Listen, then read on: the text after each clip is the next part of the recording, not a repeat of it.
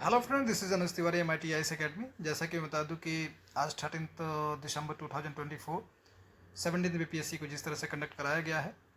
और paper leak को लेके और जो बुकलेट की जो सील ब्रोकन को लेके जिस तरह से बातें सामने आई हैं या वायरल पेपर को लेके जिस तरह से बात हो रही है, साथ ही साथ जो सेंटर सेटिंग को लेके भी बातचीत की जा रही है या आरोप लगाया जा रहा है, ये काफ़ी गंभीर आरोप है। और डेफिनेटली ये और इनकी जो सीक्वेंसेस है, यदि उसे आप समझे तो समझ में आता है कि ये 17 BPSC स्कैम है। इसमें पटना DM का जो स्टेटमेंट है और साथ ही साथ BPSC चेयरमैन और सेक्रेटरी का जो स्टेटमेंट और जो प्रेस कॉन्फ्रेंस की गई है, इसमें काफ़ी इलॉजिकल यदि इनकी स्टेटमेंट है और साथ ही साथ अनलॉफुल स्टेटमेंट इनके द्वारा दी गई है। इनका फ्रस्ट्रेशन इस तरह था कि इन्होंने किसी एक बच्चे पे चमेटा भी मारा। तो ये जो चीज़ें हुई हैं, जिसमें कि पटना DM के स्टेटमेंट को ही यदि आप कोट करें तो समझें कि पटना DM ने बताया कि जैसे किसी बापू सभागार परीक्षा केंद्र में जो जो कि कुम्हारा में है, टोटल कैपेसिटी जो है वो 12,012 की है, जो कि A और B ब्लॉक में डिवाइडेड है। A ब्लॉक के अंदर में यदि देखें तो 22 जो इसकी जो हॉल है, हॉल में फर्स्ट एक हॉल की कैपेसिटी 273 बताई गई है, जिसे यदि आप 12 से डिवाइड करें, जैसा कि इनके द्वारा बताया गया है कि एक बंडल में 12 बुकलेट सेट्स था और इसी सेट्स को इसमें डिस्ट्रीब्यूट करना था। ऐसी स्थिति में जो लास्ट का 23 जो बंडल होगा, जिसको कि ओपन करने के बाद उसमें 5 क्वेश्चंस पेपर एक्स्ट्रा रहेंगे। तो ऐसे कंडीशंस में ये जो सारे हॉल्स में जो इस तरह की स्थिति हुई, तो इन्होंने क्वेश्चंस पे ब्रोकन सील बंडल को लेके, क्वेश्चन पेपर को लेके एक कमरे से दूसरे कमरे में अफरा तफरी का माहौल इन्होंने पैदा किया, या एक तरह से इस तरह की सिचुएशन उत्पन्न हुई। ये तो इनका स्टेटमेंट, ये सील कहीं और भी ओपन हुआ हो या फिर ये तो जांच का विषय है कि ये इस प्रकार का क्यों किया गया। सील ब्रोकन तो एग्जामिनेशन हॉल में, एग्जामिनेशन रूम में बच्चों के सामने की जाती है। इसे इस तरह से ब्रोकन करके उस पर भी स्टेटमेंट देना,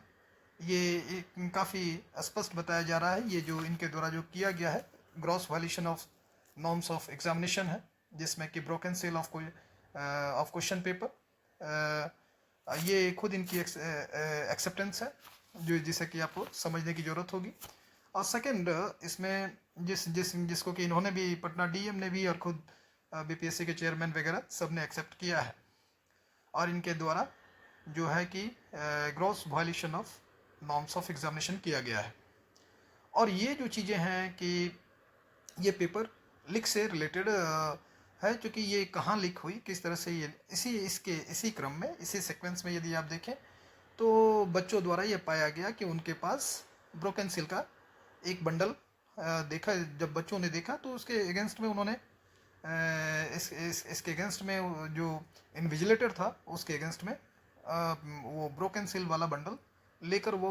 इमीडिएट उसके अगेंस्ट में पेपर लीक को लेके चर्चा हुई, और साथ में उसे लेके काफ़ी बच्चों ने इसका विरोध किया। और वो बच्चे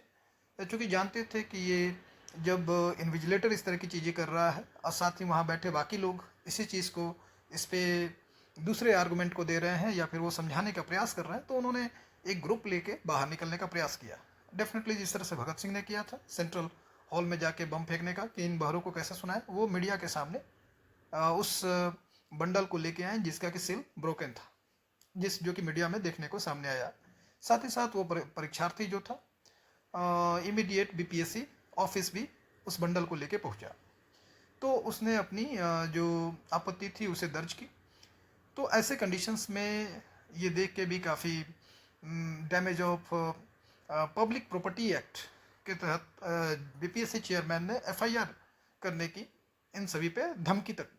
दी या फिर उस पर कार्रवाई करने की बात कही। तो ये काफ़ी जो बातें हुई, ये काफ़ी कंट्रोवर्शियल बातें हुई, जो कि एक बच्चा खुद आपके पास सरेंडर करता है, एक बच्चा खुद जो है कि मीडिया के सामने इस चीज़ को सामने लाता है कि इस तरह का स्कैम बीपीएससी में हो रहा है, जिसमें सारे अधिकारी, सारे पदाधिकारी, इन्विजिलेटर सभी लोग इंगेज हैं और एक दूसरे को लेकर। दूसरी बात कि इस अफरा तफरी का दूसरा जो रिजल्ट देखने को मिला, जिसमें कि क्वेश्चन पेपर डिस्ट्रीब्यूशन में जिस तरह से पटना डीएम ने भी अपने ही स्टेटमेंट में क्लियर किया कि 15 मिनट्स लेट इन्होंने पेपर डिस्ट्रीब्यूट किया, जिससे कि बच्चे इनके अगेंस्ट में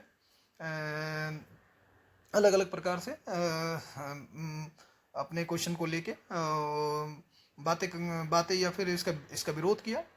वैसे कंडीशंस में बच्चों का जिस तरह से इन पे आरोप लगाया गया कि 30 मिनट्स 45 मिनट्स लेट इन्होंने पेपर का डिस्ट्रीब्यूशन किया।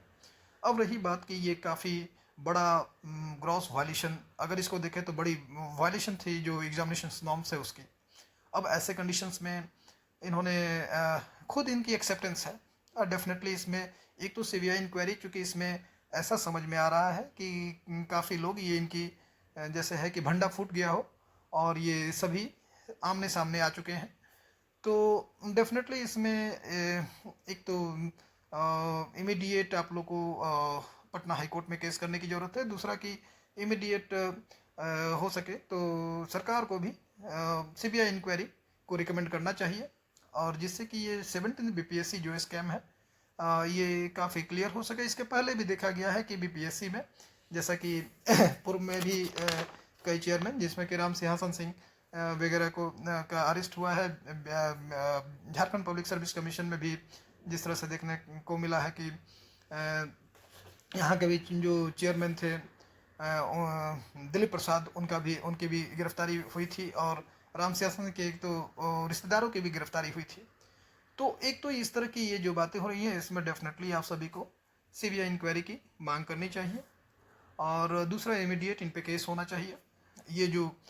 दूसरा एक इम्पॉर्टेंट पॉइंट यदि आप देखें तो बीपीएससी चेयरमैन का जो एटीट्यूड शुरू से देखने को मिला है, जिसमें कि ये लगातार ब्लेम जो बच्चे हैं उन पे करते हैं, और वास्तविक स्थिति ये है कि अफवाह इनके द्वारा ही फैलाई जाती है और बच्चों पे ब्लेम किया जाता है, उन पे एफआईआर रजिस्टर कराई जाती है। तो ऐसी स्थिति में एक जांच होनी चाहिए, और ये काफ़ी जो सीक्वेंस सारे घटना की देखने को मिल रही है, इसमें डेफिनेटली कि आपकी एग्ज़ाम जो है वो में बिल्कुल ही बड़ी कॉन्स्पिरेंसी हो रही है, और इसे अगर ये सीबीआई इंक्वायरी हो जाए तो इसमें बड़े बड़े अधिकारी और दूसरे सारे लोग निकल के सामने आएंगे, और निश्चित तौर पे ऐसे अधिकारियों की गिरफ्तारी होनी चाहिए, इन्हें जेल जाना चाहिए, और ये सारी चीज़ें हैं। दूसरी बात, यदि एक फैक्ट्स पे भी अगर बात करें तो ये पटना डीएम ने स्टेटमेंट दिया कि 1 से 100 टू 150 स्टूडेंट्स जो थे कि वो जो थे हंगामा करते हुए बाहर निकले, या फिर उन्होंने पेपर का बॉयकॉट किया। लेकिन वास्तविक स्थिति ये है कि जिस तरह से सेक्रेटरी का, बीपीएससी सेक्रेटरी का जो स्टेटमेंट है, उन्होंने कहा कि 68% जो कैंडिडेट थे वो प्रेजेंट है, और टोटल कैपेसिटी 12,012 है। तो ऐसे में जो प्रेजेंट जो स्टूडेंट्स हैं उनकी जो कैपेसिटी हो जाएगी 8,160। तो ऐसे में जो रेस्ट इनका कहना है कि केवल इनको जो OMR सीट जो मिला है वो 5,500 स्टूडेंट्स की OMR सीट ये इनको मिला है। तो इससे सीधे क्लियर है कि 2,660 स्टूडेंट्स जो था उन्होंने बॉयकॉट किया, या फिर उन्होंने इस चीज़ का सामने उन्होंने देखा कि ये जो सील था वो ब्रोकन था, उसके अगेंस्ट में इन्होंने इमीडिएट मीडिया के सामने आके अपनी बातों को रखा है। और डेफिनेटली बीपीएससी पे किसी तरह का बिलीव नहीं रहा, क्योंकि आप जानते हैं 67 में जिस तरह से बाद में जिस तरह से इकोनॉमिकल ऑफेंस यूनिट ने जिस तरह से एफआईआर रजिस्टर किया, उसके बाद एक डीएसपी की जो गिरफ्तारी हुई थी, तो उस समय की जिस तरह से देखने को मिला, उस समय भी स्कैम हुआ। इसके पहले भी लगातार फिर TRE 30 जो है उसमें भी जिस तरह से इश्यूज हुए हैं। तो इस तरह से इनकी विश्वसनीयता बिल्कुल ही नहीं है, और एक फ्रेश इंक्वायरी की ज़रूरत है। इनकी इंटरनल इंक्वायरी की क्या रिपोर्ट होती है, इस पे आगे बढ़ने की ज़रूरत नहीं है। एक फ्रेश इंक्वायरी की मांग करने की ज़रूरत है। आप डेफिनेटली CBI इंक्वायरी की मांग करें। आप देखेंगे कि जिस तरह से 67th में भी हमने कहा था वो स्कैम सामने आया सबके, और डेफिनेटली इसमें भी एक बड़ा स्कैम है जो कि आपको देखने को मिलेगा। अगर किसी तरह की जैसे ही मेरे पास समय मिलता है, आज जैसे देख सकते हैं अभी